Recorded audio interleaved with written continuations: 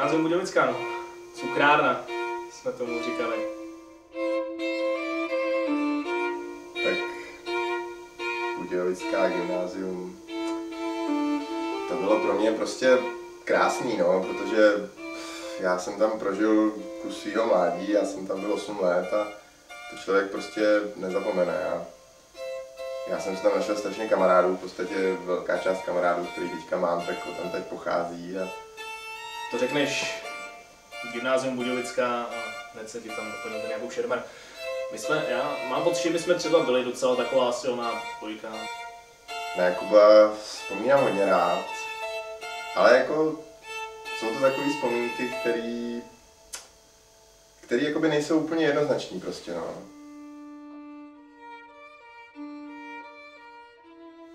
Co ti mám povídat, no, Jakub Šermer byl jeden z nich.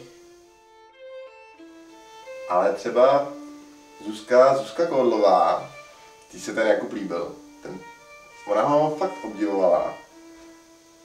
Ale potom přišla ta historka z Itálie, když jsme byli na diskotéce a Jakub jí prostě šáhnul na zadek. Já třeba vybavím si jednu situaci, on ke mně přišel a smál se, no, a já jsem nevěděl, jako čemu se směje, no, a tenkrát jsem neměl moc náladu, tak jsem prostě ho poslal do prdele. Mrzelo mě to.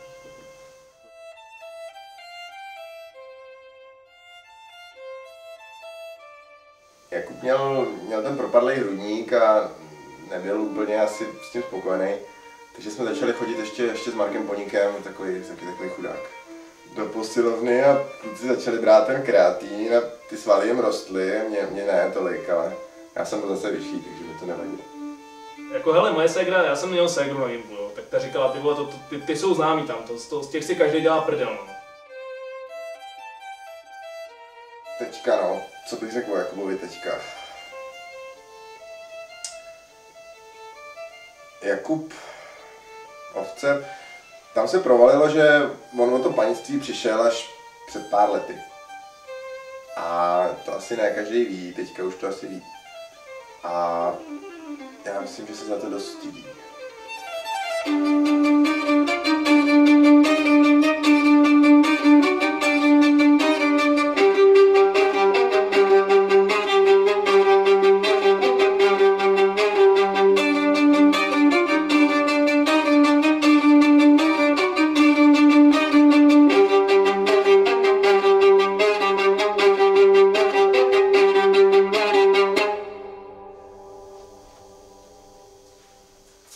No, jenom jestli si to ještě teda, si ještě vzpomenu, že to